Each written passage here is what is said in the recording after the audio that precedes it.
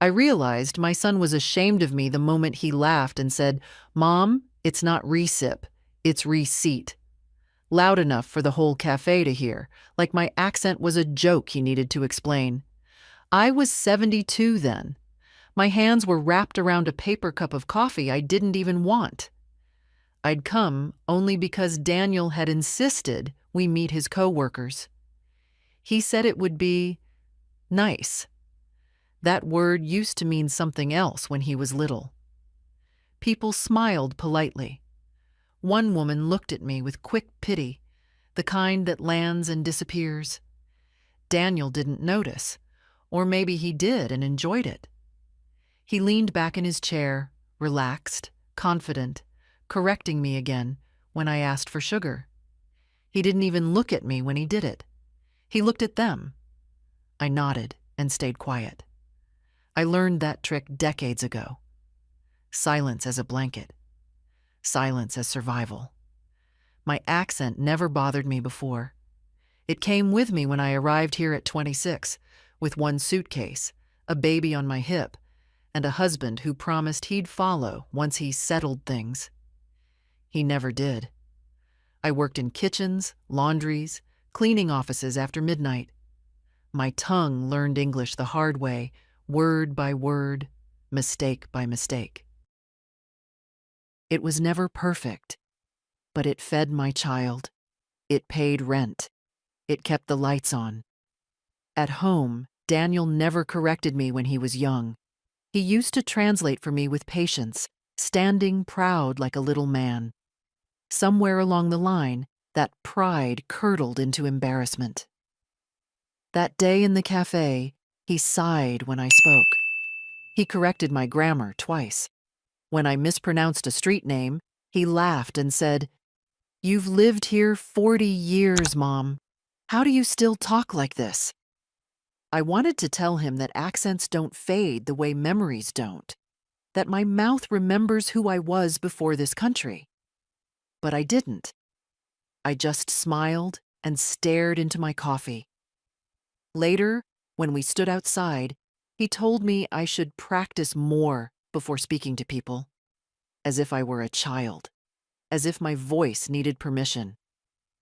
That was the first time I noticed how carefully he distanced himself from me in public, how he walked half a step ahead, how he introduced me only when he had to. "This is my mother," he'd say quickly, like getting it out of the way. I went home that evening and sat alone at my kitchen table. Same table I'd helped him with homework at. Same table where I signed papers for him when he needed help, trusted me to sign, trusted me not to ask too many questions. I told myself he was just stressed, that children say foolish things, that a mother must be patient. What I didn't know then was that my accent, the thing he mocked, would soon be the reason strangers listened to me more carefully than they ever listened to him, and that one day, very soon, my son would fall silent in a way no correction could fix. That was only the beginning. I was born with this accent, but I earned the right to keep it. When I arrived in this country, I was 26 and already tired in ways young people don't understand. I carried Daniel on my left side and a plastic bag with documents on my right. I didn't know the words for most things, but I knew numbers, and numbers kept us alive. Rent, hours, overtime. Tips counted twice before sleep.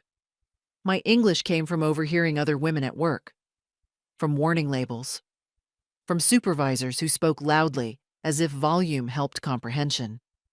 I learned fast, because mistakes cost money. I learned to nod when I didn't understand, and to ask later, quietly, from someone kinder. There was no time to be embarrassed. Shame is a luxury when a child needs shoes. Daniel grew up listening to my broken sentences and my steady promises. I always kept those promises. When his classmates laughed at my speech during parent meetings, I smiled and thanked the teacher anyway. I told myself it didn't matter. What mattered was that my son would never scrub floors the way I did. I worked places where nobody cared how I spoke as long as I showed up. Factories, kitchens. A nursing home where old men called me honey and worse. I learned the language of exhaustion before I learned the language of comfort. By the time Daniel was in high school, my English was good enough to argue with landlords and bad enough to remind everyone where I came from. That never bothered me. It meant I survived something. But Daniel changed when he went to college. He came back speaking carefully, polishing his words, correcting mine at home. At first, gently. "You mean comfortable, Mom?" Then less gently. "That's not how people say it." I told myself this was education, improvement. I was proud of him. I didn't notice when correction turned into irritation, when irritation turned into avoidance. He stopped inviting friends over. When they did come, he warned me ahead of time. "Don't talk about old stuff," he'd say. "Don't tell stories. Just be normal." I didn't know what normal meant anymore. Still, I helped him. Always. I co-signed when he needed it. Signed where he pointed. Trusted him when he said, "It's just paperwork." He spoke fast then, confident, impatient. I spoke slow. We balanced each other, I thought. What I didn't see was how easily my silence made things convenient. By 72, I had learned to take up very little space. Speak softly. Smile quickly. Let younger voices talk over mine. I had earned rest, but I lived like a guest in my own life. Daniel didn't hear my accent anymore. He heard a liability. That day at the cafe wasn't new, it was just public. I went to bed that night repeating his words in my head, not because they hurt, but because they revealed something cold and clean. He wasn't correcting me to help. He was correcting me to separate himself. I lay awake thinking about all the forms I'd signed without reading closely. All the times he said, "They won't bother you. You're fine." I believed him. I had no reason not to. At least that's what I told myself then. Daniel didn't start by mocking me. That came later. First, he edited me. It began with small interruptions. I would tell a story, and he would finish my sentences, faster, cleaner, as if helping. When I misused a word, he'd repeat it back correctly, louder than necessary. He smiled when he did it, but his jaw tightened. I noticed that before anything else. Then came the rules. "Don't talk about work," he said once, before a dinner with people from his office. "They won't understand." "Don't tell immigration stories, it's depressing." "And please, Mom, try not to joke. Your jokes don't always land." I nodded every time. Nodding became my second language. He started correcting me even when we were alone. If I said something wrong, he'd sigh. Not angry. Worse. Tired. As if my way of speaking exhausted him. One evening, I asked why it mattered so much. I said it gently, carefully. He didn't answer right away. He just stared at his phone and said, "People judge, Mom. I can't control that." I understood what he meant. People judge. But I also understood what he didn't say. They judge you because of me. From then on, he spoke for me whenever he could, at appointments, at banks. On the phone. "She means," he'd cut in before I finished. I let him. It felt easier than watching his face tighten every time I opened my mouth. Sometimes strangers looked confused and asked me directly. Those moments made him visibly uncomfortable. He'd shift, clear his throat, answer anyway. I could feel him shrinking away from my voice. I stopped offering opinions, stopped correcting him when he was wrong, stopped reminding him of things he forgot. I became careful, filtered, light. I told myself this was what good mothers do. They adapt. But something inside me was paying attention. I noticed how he exaggerated my accent when retelling stories to others. How he laughed before they did, just in case. How he never defended me when someone smirked. Once, at a party, a man asked where I was from. Before I could answer, Daniel said, "Oh, she's been here forever. You know how accents stick." He laughed. The man laughed too. I didn't. On the drive home, Daniel talked about his promotion. I congratulated him. I meant it. But my chest felt tight, like something had finally taken shape and settled there. That night, I stood in front of the bathroom mirror and practiced saying my own name. Slowly, clearly, the way I always had, the way my mother taught me. I sounded like myself. I realized then that my son wasn't trying to help me fit in. He was trying to erase the parts of me that reminded him where he came from. And worse, he thought I would always accept it. Daniel's life grew larger as mine grew quieter. After his promotion, everything accelerated. New apartment, new furniture chosen by someone else, new people whose names I forgot as soon as I heard them because they never looked at me long enough to matter. He learned how to belong among them quickly. He learned when to laugh, when to nod, when to speak about things that sounded important but meant nothing. He also learned how to edit his past. I heard it in the way he talked about his childhood. "We didn't have much," he'd say lightly, as if it were a phase he passed through, not a foundation. He never mentioned who worked nights so he could have mornings free. Never mentioned the smell of bleach on my hands or the years I came home after midnight and left again before dawn. When I did speak up, gently, he'd wave it off. "Mom, that was a long time ago. It's not relevant." Not relevant. I tasted those words for days. He stopped bringing people to my house altogether, said it was too far, too small, too old. When he visited, he checked his watch often, took phone calls, corrected me even when I wasn't wrong, just different. He dressed differently now. So did his voice. He spoke slower around his friends, flatter, like nothing could surprise him.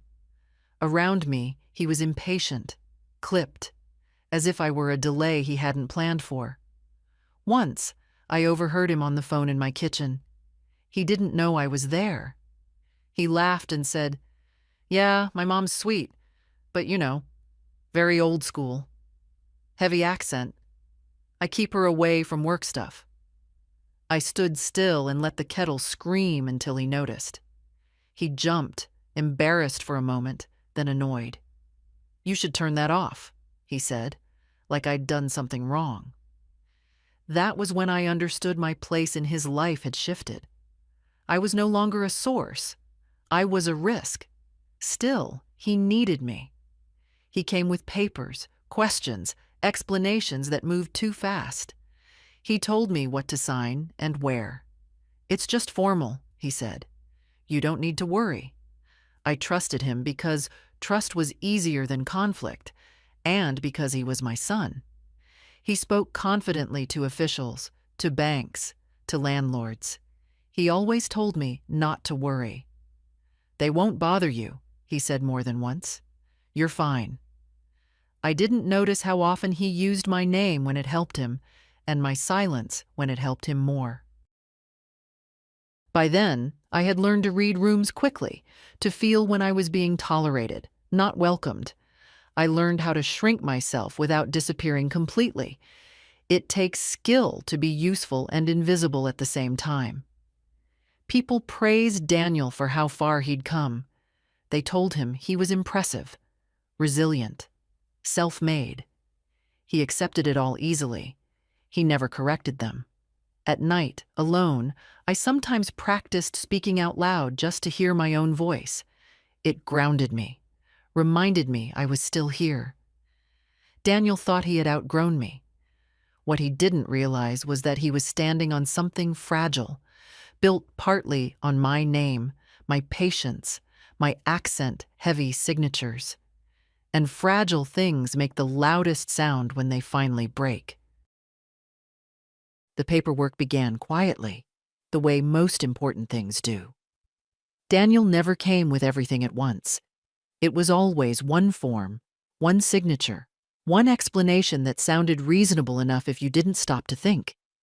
He'd sit at my kitchen table, the same one where he once spilled juice and cried like the world was ending, and spread documents out neatly, already marked with small yellow tabs.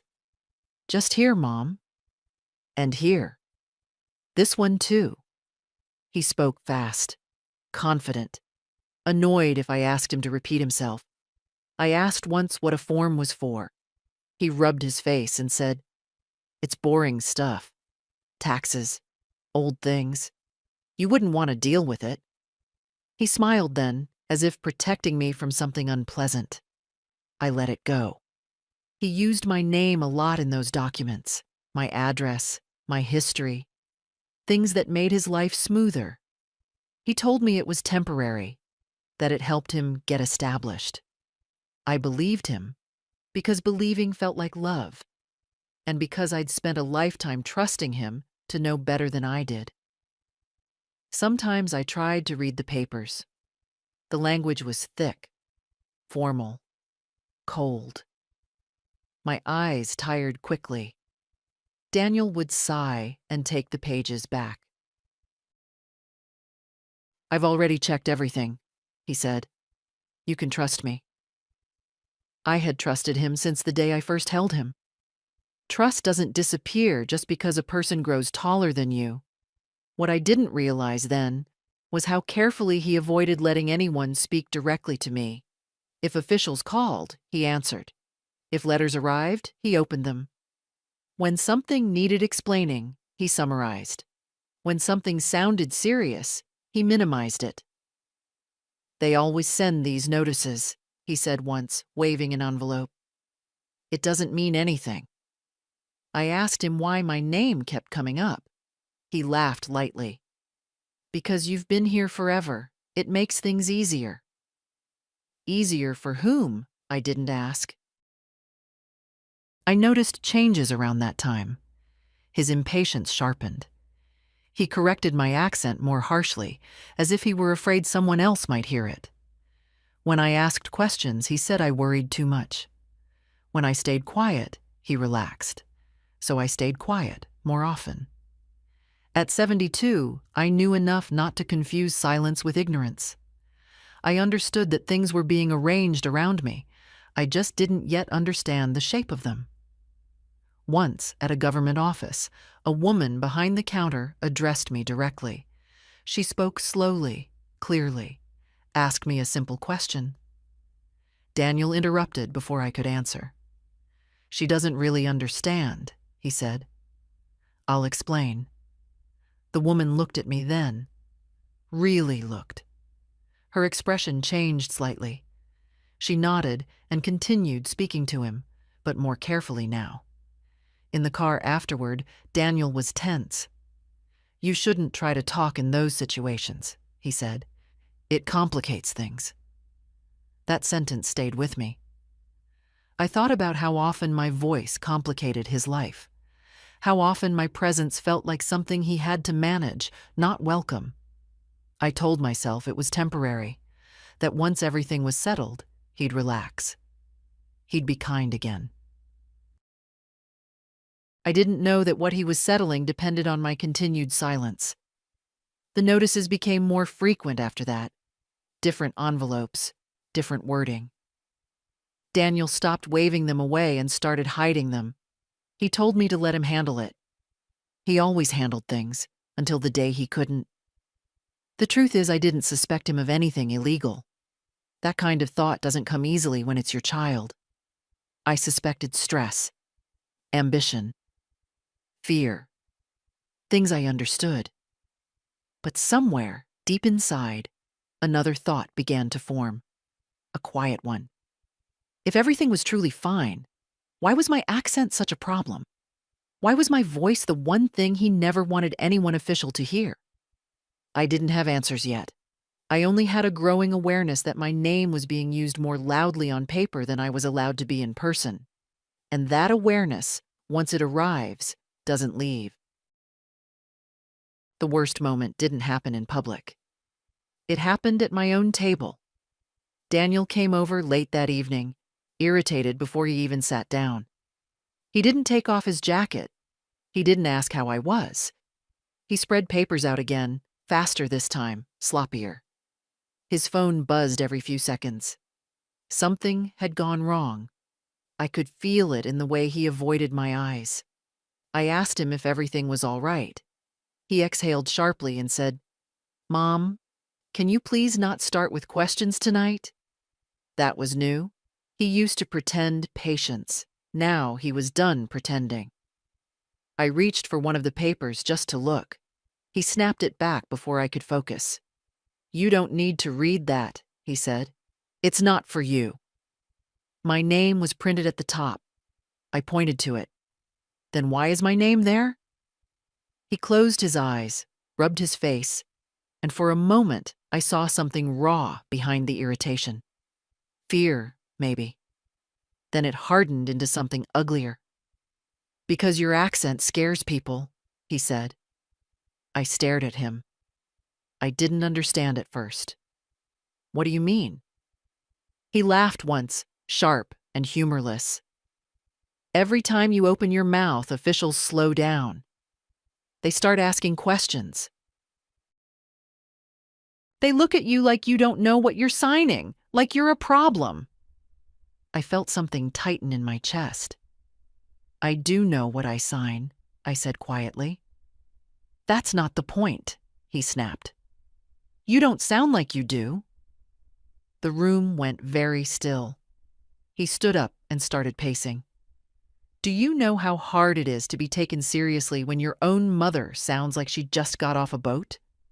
Do you know how embarrassing it is when people hear you talk and then look at me?" There it was. Clean. Unfiltered. I had imagined this sentence for years, but hearing it out loud still stunned me. I watched him, this man I raised, this voice I once sang to sleep. "You should be grateful," he continued. "I handle everything for you. I make sure you're fine. All I ask is that you don't complicate things." I asked him, "By speaking?" He stopped pacing and looked at me. Really looked at me, with something close to contempt. "Yes," he said, "by speaking." I didn't cry. That surprised me. I just felt very tired. I told him my accent came from a life he never had to live, from nights he slept while I worked, from fear, from effort, from surviving. I told him it wasn't a flaw. It was evidence. He rolled his eyes. "You're being dramatic." That word landed harder than the rest. He gathered the papers, shoved them back into his folder. "Just sign what I give you, and don't talk to anyone official unless I'm there," he said. "Please, for once, don't make this about you. For once." I signed. My hand shook, but I signed. Habit is powerful. Love even more so. After he left, I sat at the table for a long time. The house felt hollow. I replayed his words slowly, not to punish myself, but to understand them. My accent scares people. You don't sound like you know what you're doing. Don't speak. I went to the bathroom and looked at myself in the mirror. 72 years, gray hair, lines earned honestly. A woman who had crossed borders and buried disappointments and kept going. I spoke my name out loud again, slowly, with my accent, the one he hated. I sounded steady. That was the night something shifted. I didn't know what was coming yet. I didn't know how close everything was to breaking. But I knew one thing clearly, with no confusion at all. If my voice frightened him this much, it was because somewhere it carried a truth he was terrified to hear spoken. The days after that conversation were quiet, but not peaceful. Daniel didn't call. That, in itself, wasn't unusual. Silence had become our normal language, but something inside me had changed, and silence now sounded different. It wasn't empty anymore. It was crowded with questions I had avoided for years. I went about my routine slowly. Made soup I barely ate. Folded laundry that didn't need folding. I noticed how often I had arranged my life around being available, around not interfering, around staying useful. I thought about that word he used, embarrassing, how easily it came to him, how long it must have lived inside his mouth before he finally let it out. For the first time, I allowed myself to think a dangerous thought. What if my silence wasn't protecting him anymore? What if it was protecting something else? I replayed moments I'd dismissed before, the way he panicked when officials spoke directly to me, the way he insisted I let him handle it, the way my accent, of all things, became a problem only when paperwork was involved. I wasn't stupid. I never had been. I'd managed businesses, negotiated rent, survived in a country that didn't wait for me to catch up. I knew how fear looked on a man's face. I'd seen it in mirrors. One afternoon, I took out the folders he'd left behind over the years. Old copies, duplicates, things he'd forgotten to take.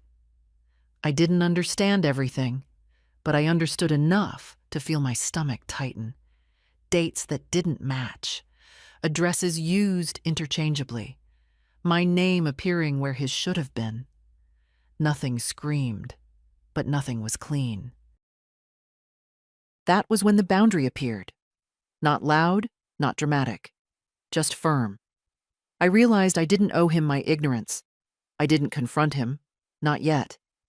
I didn't call lawyers or offices. I wasn't ready. What I did was smaller, quieter, and more important. I stopped signing. When Daniel came by a few days later with more papers, I told him I was tired and needed time. He stared at me as if I'd spoken in a foreign language. "It'll only take a minute," he said. "I know," I replied. "But not today." He laughed nervously. "Mom, don't do this. You're overthinking." "No," I said calmly. "I'm thinking for the first time." He left, irritated, confused, already texting someone as he walked out. I closed the door and leaned against it, surprised by how steady my legs felt. That night, I slept deeply. In the following days, letters arrived addressed to me directly. I didn't give them to Daniel. I read them slowly, with a dictionary beside me, the way I used to read school notices when he was small. Some of the language frightened me. Some of it clarified things I hadn't wanted to see. I understood then why my accent was inconvenient, why my voice slowed rooms down, why he needed me quiet. Because when I spoke, people listened longer. I didn't feel angry yet. I felt clear. Clarity is a strange thing at my age. It doesn't rush in. It settles. It rearranges furniture in your mind and leaves no space for old excuses. I wasn't planning revenge. I wasn't planning anything dramatic. I simply decided that whatever happened next, I would not lie. Not with words, not with silence.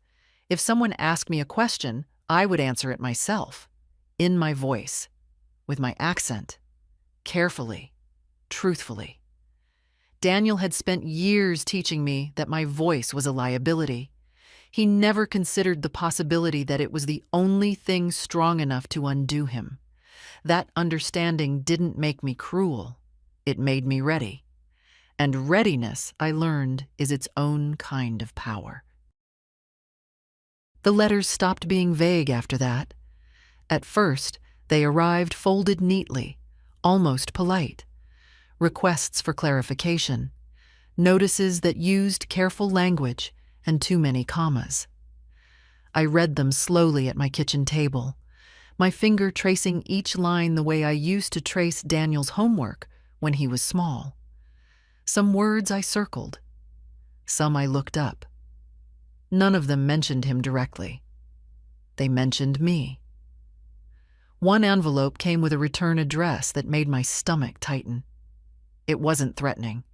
It didn't need to be. It simply asked me to confirm information I had previously provided. There was a number to call, a time frame, no urgency in the tone, which somehow made it worse. Daniel called that evening, his voice bright and forced. "Did you get any mail today?" "Yes," I said. A pause, just a second too long. "Anything important?" "I'm not sure yet." He exhaled sharply. "If it's from the government, just leave it. I'll take care of it." I thought of the word handle, how often he'd used it, how much weight it carried. "I'll read it first," I said. Another pause. Longer this time. "Mom," he said carefully, "you're going to confuse yourself. These things aren't meant for people who speak like me," I finished. Silence. "I'm just trying to help," he said finally, irritation seeping through. "I know," I replied. And for the first time, I wasn't lying to keep the peace. The calls began after that. Always respectful, always measured. They spoke to me directly, slowly, but not condescendingly. They asked if I understood. They waited for my answers. No one interrupted me. Each conversation left me a little steadier. Daniel grew restless. He showed up unannounced twice, asking if anyone had visited, if I'd spoken to anyone. He corrected my phrasing mid-sentence even then, like a reflex. I noticed how his hands shook when he pretended not to care. "They always go after people like you," he said once, pacing my living room. "You should be careful. People like me." I asked him what he meant. He didn't answer. He never did when the truth was too close. Another letter arrived. This one was firmer. It mentioned a visit. A routine one, the letter said. Verification. Nothing to worry about if everything was in order. Daniel read it twice, standing over my shoulder, then folded it sharply. "They're coming for you," he said. "I told you this would happen." I looked at him then. Really looked. He wasn't afraid for me. He was afraid of me. That night, I lay awake listening to the house settle around me. Pipes clicking. Wind brushing the windows. I thought about how often fear disguises itself as authority. How often children believe they are smarter than the women who raised them, simply because their voices sound smoother. The visit was scheduled for a Tuesday morning. Daniel insisted on being there. "You shouldn't talk," he said. "Just let me explain." I didn't argue, not because I agreed, but because I had already decided something he couldn't hear yet. When the morning came, I dressed carefully. Not for them, for myself. I chose a simple blouse, brushed my hair, sat at the table and waited. Daniel arrived early, jittery, rehearsing sentences under his breath. He corrected my pronunciation of a word I hadn't even said. The knock came exactly on time. 2 officers stood at the door, calm, neutral, professional. They greeted me first, used my full name, asked if they could come in. Daniel stepped forward immediately. "I'll handle this," he said. One of the officers looked past him, looked at me. "We're here to speak with your mother," he said. "If that's all right." Daniel laughed nervously. "She doesn't really. I understand her perfectly," the officer replied. Something shifted in the room then. I felt it before I saw it. For the first time in my son's life, his voice did not take priority. For the first time, my accent did not close doors. It opened them. And Daniel, who had spent years correcting me, stood very still, realizing too late that silence was no longer something he could assign to me. This wasn't the end yet. But it was the moment he began to understand that whatever was coming next was no longer under his control. Before the officers even sat down, Daniel tried to take control. He pulled out his phone, his folder, his practiced confidence. He spoke quickly, explaining things no one had asked about yet. He used words like technical, temporary, misunderstanding. He smiled too much. His voice climbed higher with every sentence. I watched him the way I used to watch him as a child when he lied about broken dishes. Same rhythm, same urgency, different stakes. One of the officers raised a hand gently. "Sir," he said, "we'll get to you. Right now, we're asking your mother a few questions." Daniel stiffened. "She doesn't really understand the process," he said. "I've been handling everything for years." The officer nodded, still calm. "We're aware." That word landed heavily. Aware. They asked me simple things at first. Where I was born, when I arrived, how long I'd lived at this address. I answered slowly, carefully, with my accent intact. No one rushed me. No one corrected me. Daniel shifted in his chair. Then the questions changed. They asked about forms, about statements made in my name, about information I had provided years ago. Daniel interrupted. "I explained those already." The second officer looked at him directly. "We'll need your mother's confirmation." Confirmation, not explanation, not correction. I felt Daniel's eyes on me, sharp and warning. I recognized that look. He used to give it to me in public, the one that said, "Please don't embarrass me." It didn't work anymore. "I answered what I was told to answer," I said. "I signed what I was told to sign." The room went very quiet. "Were you aware of what those statements were used for?" one officer asked. I took a breath. "Not fully." Daniel stood up so fast his chair scraped the floor. "This is getting out of hand," he said. "You're confusing her." "No," I said calmly. "I am not confused." That surprised even me. I explained how the paperwork was brought to me, how it was described, how often I was told not to speak, not to ask questions, not to worry. I didn't accuse. I didn't dramatize. I described. The officers took notes. Daniel sat back down slowly. His face had lost its color. They asked him questions next. Direct ones. Specific ones. Questions he couldn't wave away with confidence. I watched him struggle to keep his voice steady. He contradicted himself twice.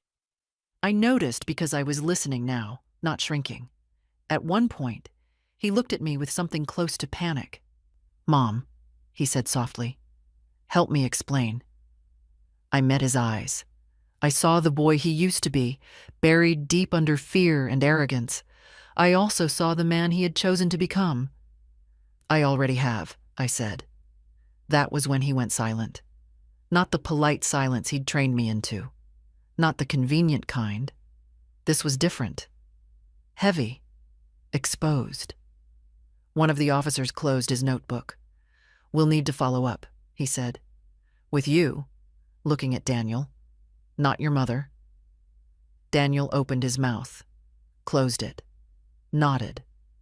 They stood, thanked me for my time, and left as quietly as they'd arrived. When the door closed, Daniel sank into a chair. His hands trembled openly now. "You didn't have to say all that," he muttered. I sat across from him. "They asked." "You know what this could mean," he said. His voice cracked. "They might come back." "I know," I replied. "For you," he added quickly. "They go after people like me?" I said. He didn't answer. I looked at my son, really looked, and felt something unfamiliar.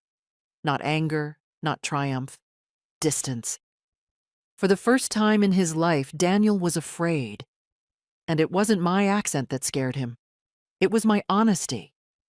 And once honesty enters a room, it doesn't leave quietly. They came back 3 days later. I knew they would. Not because anyone warned me, but because Daniel started calling too often. Early in the morning, late at night, asking the same questions in different ways. Had anyone been by? Had I said anything else? Had I remembered something new? He no longer corrected my speech. He barely listened to it. On the third day, he showed up with a suitcase in his car. He said it was nothing, just being prepared. He sat at my table and drank coffee without tasting it. His legs shook the whole time. "They'll try to scare you," he said. "That's what they do." I watched him talk himself into calm the way he used to do before exams, out loud, too fast. He needed an audience. I let him have one. The knock came just after noon. Daniel froze. I didn't. When I opened the door, there were 3 of them this time. Same calm faces, same careful voices. One of them asked for Daniel by his full name. Daniel stepped forward automatically. "What is this about?" The officer didn't answer him right away. He looked at me instead. "Ma'am, may we come in?" I stepped aside. They didn't sit down this time. There was no small talk, no soft questions. One officer read from a document. Dates, filings, discrepancies. Words Daniel had once said were nothing.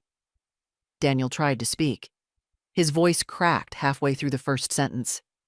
He stopped and swallowed. Then the officer said the sentence Daniel had spent years convincing himself he'd never hear. "This matter concerns you, sir, not your mother." Daniel turned to me then, not angry, not embarrassed, just scared. The kind of scared that strips everything else away. "You have to tell them," he said quietly. "Tell them you didn't understand. Tell them it was all a mistake." I didn't move. One of the officers said, "We understand your mother's position." That word again. Understand. They asked Daniel to put his hands where they could see them, not roughly, not dramatically, just clearly, professionally. I watched my son comply, watched the confidence leave his shoulders, watched him shrink in a way I never had. For a moment, I thought he might cry. He didn't. As they escorted him toward the door, he looked back at me one last time. There was no accusation in his eyes, no apology either, just disbelief. As if he still couldn't understand how my quiet voice had outweighed his perfect one. The door closed behind them. The house was silent again. I sat down slowly. My hands were steady. I noticed that before anything else. I didn't feel victorious. I didn't feel cruel. I felt older somehow, but lighter, like I'd put down something I'd been carrying for years without realizing how heavy it was. Later that evening, my phone rang, an unfamiliar number. I let it go to voicemail. I made myself dinner. Simple. Soup and bread. I ate at the table alone.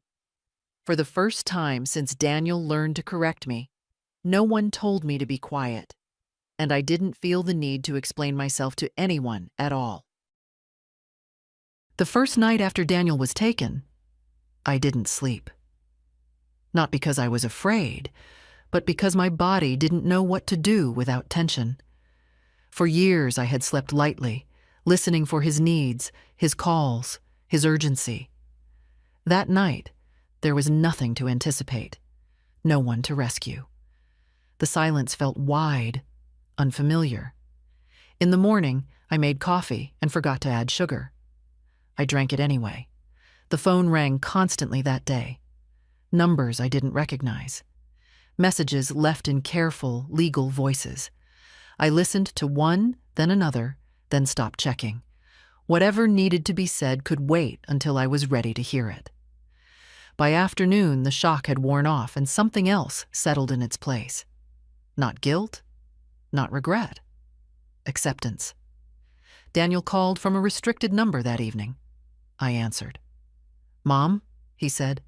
His voice sounded smaller, stripped of its practiced confidence. "They say I can make one call." "I know," I replied. He didn't speak for a moment. I could hear his breathing. "You could still help me," he said finally. "If you explain it right. If you tell them you misunderstood everything." "I already explained it right," I said. I told the truth. "That's not what I mean," he snapped, panic rising. "You know how to talk to them. You know how to sound confused." I closed my eyes. All those years, all those corrections, all that training, not to be clear, but to be less. "I won't lie," I said. "Not anymore." "You're my mother," he said, almost pleading. "You're supposed to protect me." "I did," I answered quietly, "for decades." He was silent then, not the heavy silence from before. This one was hollow. "They're saying I might lose everything," he muttered. "My job, my status." I thought of the nights I'd lost sleep so he wouldn't lose opportunities. The hours I'd lost youth so he could gain security. "I can't fix this for you," I said. "You have to face it yourself." His breath hitched. "You don't understand what it's like in here." "I understand more than you think," I replied. "I've lived with fear most of my life. I just didn't hide behind it." The line went quiet, then disconnected. I set the phone down gently. That evening, I took out old documents and put them back where they belonged. My name, my life, my history, all of it finally aligned. I realized something then. My accent had never made me weak. It had taught me patience, precision, how to be heard without shouting. Daniel had built his life on sounding flawless. I had built mine on being real. Only one of those held up when the truth arrived. That night, I slept. Not deeply, but honestly. And for the first time in years, I dreamed in my own voice. The days after that phone call moved differently, slower, heavier, as if time itself had decided to stop rushing me. I was asked to come in once, just once, not as a suspect, as a witness. They used that word carefully, as if it mattered. Maybe it did. The building was plain. Fluorescent lights, neutral walls, a place designed to make people feel small. I'd been in places like that before, years ago, when my English was worse and my confidence thinner. This time, I walked in without Daniel beside me, without anyone explaining things for me. They offered me water, asked if I needed a break at any point, spoke to me like a person who mattered. I answered their questions the same way I had at home. Slowly, precisely, with my accent sitting exactly where it belonged. No one rushed me. No one smirked. No one corrected me. At one point, an officer said, "You've been very clear." I almost laughed. Clear. That word again. When it was over, they thanked me for my cooperation and walked me to the door. No drama, no raised voices, just procedure, just truth doing its quiet work. Outside, I sat on a bench and let the sun hit my face. My hands were trembling then, finally catching up with everything my mind had already accepted. I let them shake. I didn't scold myself for it. Daniel didn't call for 2 days after that. When he did, his voice sounded unfamiliar. Flat. Empty. Like someone speaking from a room without furniture. "They're moving forward," he said. "They don't need you anymore." "I know," I replied. He swallowed. I could hear it. "Everyone knows now, at work. They suspended me." I waited. He had more to say. "They said I used you," he continued, bitterness creeping in. "Like you didn't have a choice." I closed my eyes. "I didn't," I said. Not the way you think? He didn't argue. That was new. For a moment, neither of us spoke. Then he said quietly, "You never even tried to help me." I thought carefully before answering. "I tried for years," I said. "Just not the way you wanted." He exhaled sharply, like he was holding back anger or shame. Maybe both. "You could have just played confused," he muttered. "That's what they expect from someone like you." That sentence told me everything I needed to know. "I didn't raise you to survive by pretending to be smaller," I said. "I raised you to stand on your own." His breathing changed. Faster now, unsteady. Then his voice dropped to a whisper. "I thought you'd always protect me." "I protected you when you were a child," I said gently. "Not when you learned how to hurt me." That was when he went truly silent. Not the kind where someone waits to speak. The kind where they have nothing left to say. The call ended without goodbye. I set the phone down and sat very still. I felt sadness then. Finally. Not sharp. Not dramatic. Just deep. The kind that comes from seeing someone clearly and wishing they were different. But beneath it, something stronger held me upright. I had not betrayed my son. I had refused to disappear for him. In the weeks that followed, people spoke to me differently. Not kinder, just straighter. I was no longer someone to be managed. I was someone to be addressed. I started correcting people when they interrupted me. Gently, calmly, with no apology in my voice. My accent didn't change. My posture did. And somewhere, in a place where perfect pronunciation meant nothing, my son sat in silence. Not because I had taken his voice, but because he had finally run out of lies to speak. He asked to see me 2 weeks later. Not directly. The message came through his lawyer first, careful and neutral, as if emotions could be filtered out by good wording. "Your son would like a brief meeting. He believes there are things that should be discussed." I read it twice, then once more the next morning, just to be sure my eyes weren't tired. I agreed. Not because I owed him anything, but because I was finished running from conversations. We met in a small room with a table bolted to the floor. I arrived early.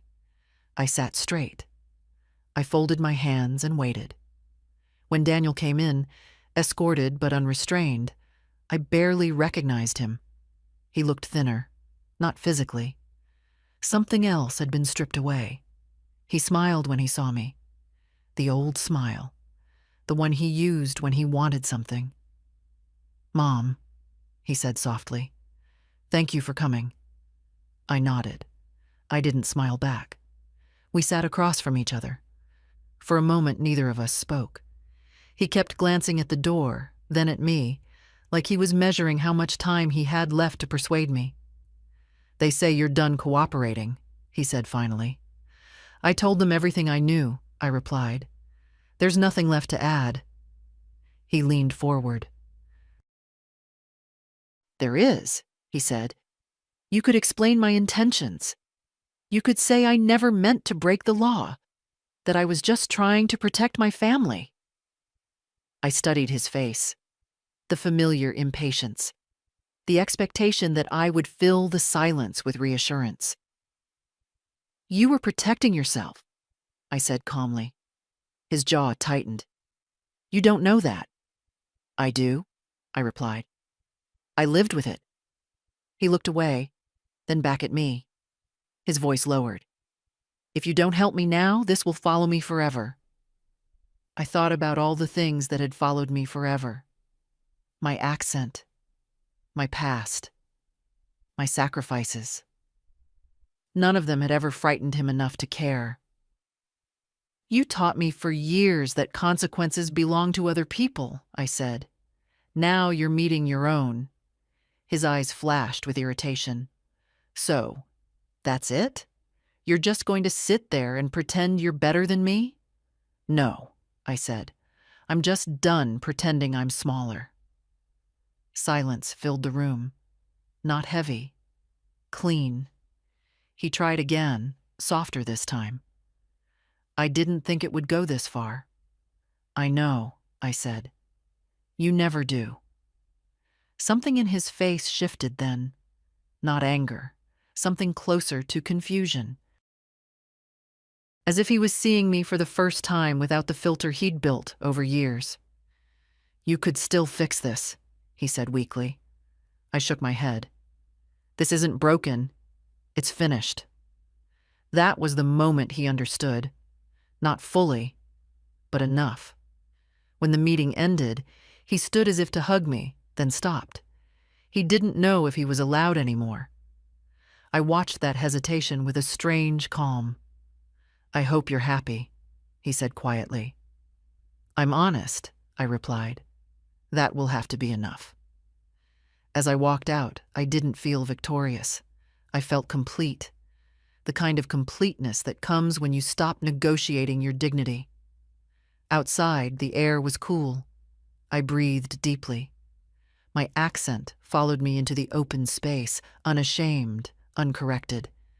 Behind me, my son remained seated, finally understanding that some doors don't close loudly. They simply stop opening. After that meeting, my life did not collapse the way people expect it to when family breaks. It became quieter. That was all. The first weeks were filled with practical things, letters to sort, appointments to attend alone. I moved slowly, deliberately, relearning how to occupy space without apologizing for it. No one rushed me anymore. No one corrected my words. I noticed how often people waited when I spoke, how patience appears when you stop signaling that you don't deserve it. Some evenings, I still reached for the phone out of habit. My hand would hover, then lower. There was nothing left to explain, nothing left to fix. That realization came with grief, but also with relief. I thought often about Daniel as a child, the way he used to hold my finger when crossing the street, how he'd speak for me proudly at stores, translating with importance far beyond his years. He had once loved my accent. It was proof I belonged to him. Somewhere along the way, it became proof he wanted to escape. I didn't rewrite the past to make myself feel better. I let it stand as it was, complicated, human, unfinished. People asked me if I felt guilty, if I regretted not helping him one last time. They asked carefully, afraid of offending me. I told them the truth. Love is not the same thing as disappearance. I had loved him fiercely. I had loved him incorrectly. I had loved him in a way that taught him I would always step aside. That lesson ended too late to save him from himself, but not too late to save me. One afternoon, I went through my house and noticed how many decisions I'd postponed for years. Furniture I'd kept because Daniel didn't like change. Paint I never chose because it wasn't practical. Books I hadn't read because I was always tired from being useful. I chose a new chair. I painted one wall a soft, stubborn blue. I spoke to the cashier at the hardware store without rushing, without softening my consonants to make myself easier to digest. My accent stayed with me. It always would. But now it felt like ownership instead of exposure. Daniel wrote once more. A short letter. No apology. No accusation. Just facts. Updates. Distance wrapped in politeness. I read it, folded it neatly, and put it away. I did not answer. I learned something in those months that no one teaches you when you're young or struggling. Dignity does not arrive with forgiveness. Sometimes it arrives with boundaries so firm they look like coldness to those who benefited from your warmth. I missed him. Of course I did. Missing someone doesn't mean you should become smaller to make room for them again. At 72, I had no interest in rebuilding old patterns just to feel needed. I wanted to feel whole, and I did. In the evenings, I sat by my window and listened to the city speak in a dozen accents, all of them valid, all of them belonging somewhere. I spoke back to it sometimes just to hear myself. My voice sounded steady. That was enough.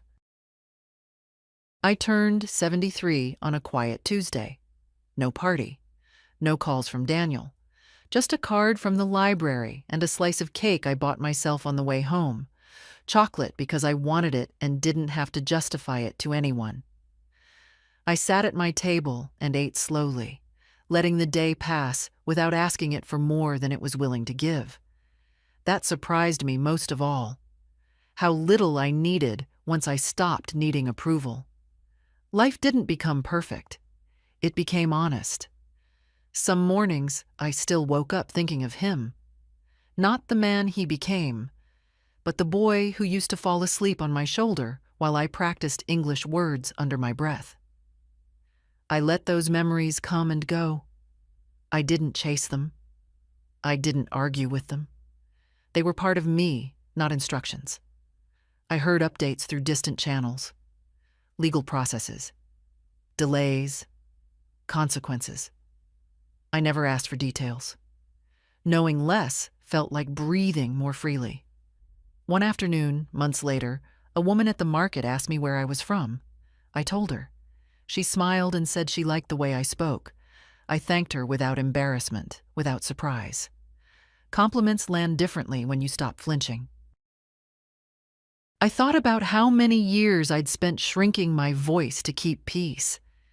How many women my age are still doing it, telling themselves it's love, it's patience, it's tradition. We were taught that endurance is virtue and silence is grace. No one taught us that silence can also be a cage. Daniel once believed my accent made me weak. He believed the world would always see me as confused, pliable, useful only when quiet. He built his safety on that belief. He was wrong. What protected me in the end was not anger, not revenge, not clever words. It was simply refusing to disappear when the truth asked me to speak. I didn't raise my voice. I didn't betray anyone. I just stopped making myself smaller so someone else could feel bigger. That was enough to change everything. Now, when I speak, I take my time. I don't rush to soften myself. If someone interrupts me, I wait until they stop and then continue. Not louder, just steadier. People listen. And if they don't, I keep my dignity anyway. There are days I miss being needed, but I don't miss being used. There are days I wish my son had chosen differently, but his choices are his. Mine are finally my own. At my age, that feels like victory enough. If you're reading this and recognizing yourself, your silence, your patience, your accent, your history, know this. You do not owe anyone your erasure. Not your children, not your family, not a world that benefits from you staying quiet. Your voice does not have to be perfect to be powerful. It only has to be honest. And if this story felt familiar, if it touched something you've carried quietly for years, don't keep it to yourself. Share it. Leave a comment. Let other women know they're not alone. We've been silent long enough.